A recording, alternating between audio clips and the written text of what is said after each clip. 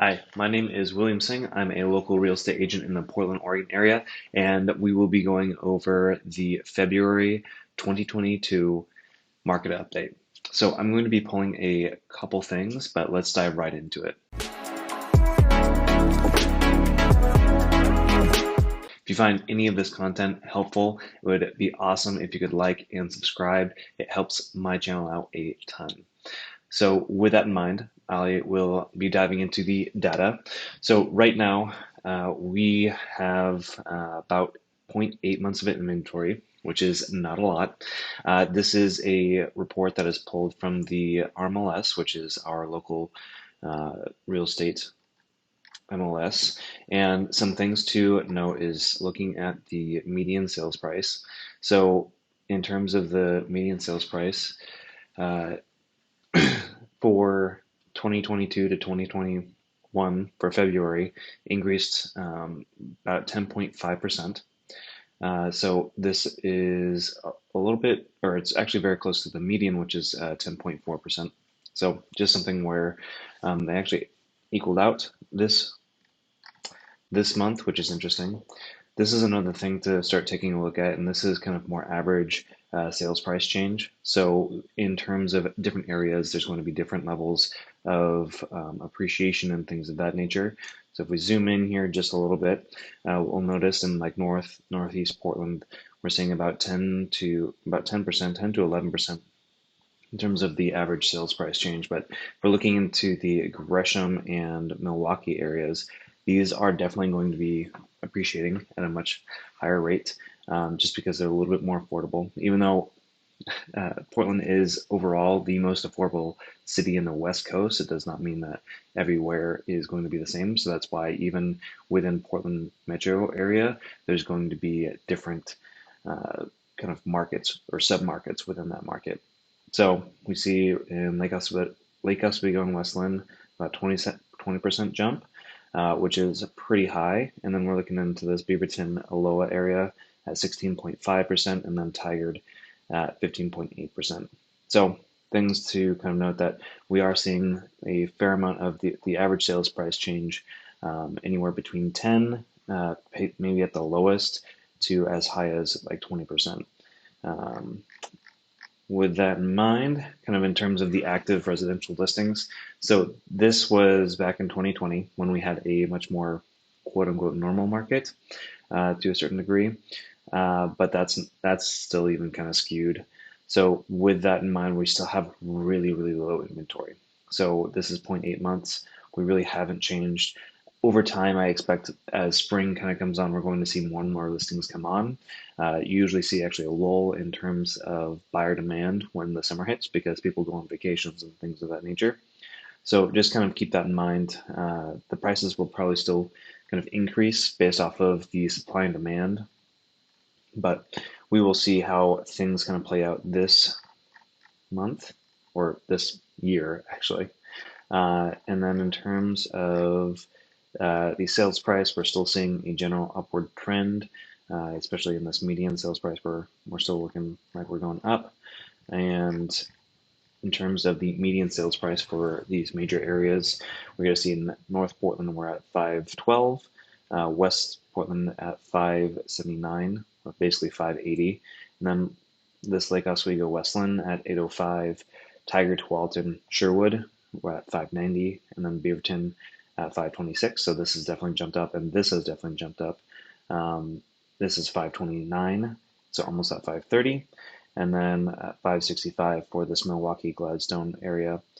So overall, we're seeing the median sales price go up, and that's probably especially because of the fact that there's not a lot of inventory right now. So another report that I usually pull is these Altos reports, and these kind of give a little bit more of an idea of where we're at with this market action index. Right now, we're very much in a seller's market, and over the course of the winter until now, we've seen this really creep up from the mid 60s up to 81. So it is starting to become much more active as a strong seller's market. We have about 475 homes available, which is not a lot. And in terms of the median list price, we're seeing that kind of leveling off to a certain degree, and then we're seeing in terms of price decreases, we're not seeing as many of those. So just something to kind of keep in mind. And then if you're looking at these certain sections of the market in terms of quartiles, you're going to see that for maybe a starter home with 3 bedrooms, 1 bath, we're at least starting off at 425, and this is just something to kind of keep in mind. Some other submarkets to take a look at is Beaverton. This is extremely much more of a seller's market at 97, so it's even hotter than the Portland market, which has been pretty common theme throughout the years. And we'll notice that we have 50 homes. This is 50 single-family homes that are available in the Beaverton area. Condos are still also pretty high in this as well. If we go swing back to Portland, condos typically have a little bit of a lower one. So in Portland, it's about 52. So if you're looking at condos or things of that nature, you're probably going to have a little less competition. In Beaverton, that's probably not going to be as much of a case, but you'll still have a little bit more reprieve. We have about 24 of these right now. And then Hillsboro, we're at 88. So it's actually cooled off just a little bit or kind of stayed neutral. We have about 35 single family homes along with these condos. We're at 93, so that even jumped up even more. There's 4 of them on the market. So just one of those things where in terms of price decreases, this is at 0%. So that means that a lot of times they're not even going to be decreasing the prices in these areas. And then we're going to jump to Tigard. So this is at 88. So not as bad, but definitely in these more areas where you have a little bit more space, that's definitely seen. Looks like there's been some price decreases, but really not a lot, and a lot more price increased. So we'll kind of see how that plays out in the next couple of months in this year. But then we are going to Sherwood. So you will notice that we're kind of going a little bit further out, and a lot of people are wanting a little bit more space, and that's also one of those things where with this market, people are wanting those 3rd and 4th bedrooms for an office, and it's becoming more and more important to them, especially as the 24, I think it's 24 to 20, or 26 to the 40 range. This is where a lot of millennials are starting to get to the point in their careers where they're able to actually buy homes and still make it somewhat affordable in terms of a monthly mortgage payment. With interest rates on the rise, we'll kind of see how that goes. As of recently, it's funny to see where we were at in January, and then we're really approaching at the high 3s, low 4s, depending on whether or not you want to pay a couple more points to decrease that rate. But I don't see that necessarily going down, especially given the fact that inflation is still going up, and the Fed is wanting to kind of control that a little bit more. So with that in mind, Sherwood, still a fairly hot market.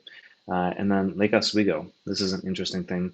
The median list price is a lot higher, and this is something I've kind of reiterated a couple times in some of my market update videos, but this is one of those markets or one of those sub-markets that typically doesn't have as hot because of the fact that they're a little bit less affordable. But in terms of kind of, you can take a look at these market segments, and even a 3 bedroom, 2.3 bath, which basically is still at that 725 as kind of a starting, and that's on the lower end of things. So with that in mind, you'll probably know that like this might be out of a lot of people's price range, but at least you're not having as much competition, but there's a different sort of competition.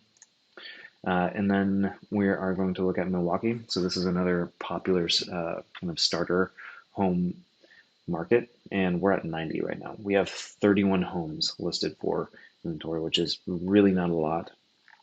So we're looking at least at 377 for this 2 bedroom, 1 bath, which may fit a fair amount of people, but we're usually, once you get to the 3 bedroom, at least 2 bath, that's where most quote unquote starter homes are. So just something to kind of keep in mind. That is a general update on the market. Some other things to point out is that the strategies for the getting an offer accepted haven't really changed that drastically. I do see at this point that we're going to be in a similar way or similar market that we were in 2021, but because of the fact that inventory is a little bit lower, it might be even more competitive. So I have been seeing a lot of homes that are going in Southwest Portland. I've seen a couple of them that went 100 over asking, 180 over asking. Now, this is just in very select parts of town that this might be going over asking by quite a bit, but just know that in general, if you're really wanting to shop in your budget, make sure that you're going 50 to 60 grand underneath where you think you need to be because of the fact that you want to make sure that you're budgeting to the point where you know that you're going to have to be paying over. And with interest rates on the rise, this is also something to be talking to your lender about of saying, hey, if we jumped up to maybe 4.4%, or the rates jumped up to 4.4 and a quarter or 4.25%. What is that going to really do to my monthly mortgage payment? And if you're already teetering on the fact that you're trying to max out your budget and everything, just that's not the best approach to it. I'm one of the or a big proponent of the fact that you should have not be house poor and not have to pay a huge amount to your mortgage payment. And yes, it does help build equity and things of that nature over time. But if you don't have that reserve fund to make sure that if something goes wrong with your house or anything of that nature in life, if you don't have that, it really puts you in a very vulnerable spot. And that is not something I ever want to do to someone. So just kind of keep that in mind when you're taking a look at these. And maybe it might be a better way to go with condos or townhouses. And that might be a better route to make it a little bit more affordable. And then as time kind of goes on, you gain a little bit more equity. Instead of paying your landlord's mortgage, you're paying your own mortgage and getting that equity. You can then trade up if need be. So just one of those things to kind of keep in mind. If you ever have any questions or you're just kind of curious about the process, feel free to reach out. And thank you so much for watching. If you found any of this content helpful, please like and subscribe.